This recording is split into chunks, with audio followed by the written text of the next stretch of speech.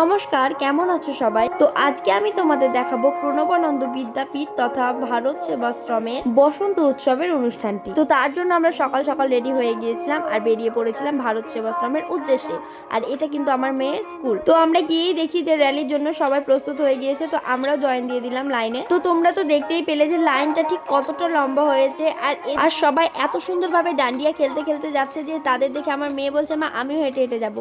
কিন্তু এত দূরের রাস্তা যেহেতু অরঙ্গবাদটা পুরোটাই ঘুরিয়েছিল, তাই মেয়ের পা ব্যথা শুরু হয়ে গিয়েছিল, তাই আমি ওকে একটু কোলে নিয়ে নিয়েছিলাম। আর তোমরা দেখো যে লাইনটার সীমানা এখন আর খুঁজেই পাওয়া যাচ্ছে না, কোথায় শেষ আর কোথায় শুরু। যাই হোক, আমরা গুটি গুটি পায়ে আমাদের গন্তব্যে পৌঁছে গেলাম। আর ঢুকেই দেখি যেখানে টিফিন দেওয়া হচ্ছিল বাচ্চাদের সাথে গার্জেনদেরও। আর ভেতরটা তো এবার রঙে রঙে পুরো ভরে গিয়েছে, চারিপাশ দেখতে যেন সুন্দর লাগছে আরো। আর বাচ্চাদের মজার সাথে বড়দেরও আনন্দের মুহূর্ত।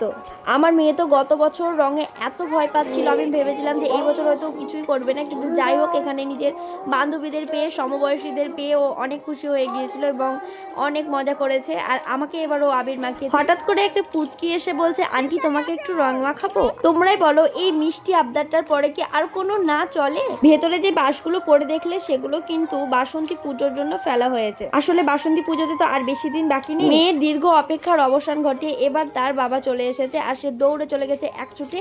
আর তার আবদার, বাবা আমি তোমার গালে রং দেবো প্রথম। এখানে নিজেদের মতো একটু সময় কাটিয়ে তারপরে আমরা চলে গিয়েছিলাম। তারপরে বাড়ি গিয়ে ছাদের উপরে আমরা নিজেদের মতো করে অনেকটা সময় কাটিয়েছি। আর আমার ব্লগ আজকে আমি এখানে শেষ করলাম। কেমন লাগলো জানিও।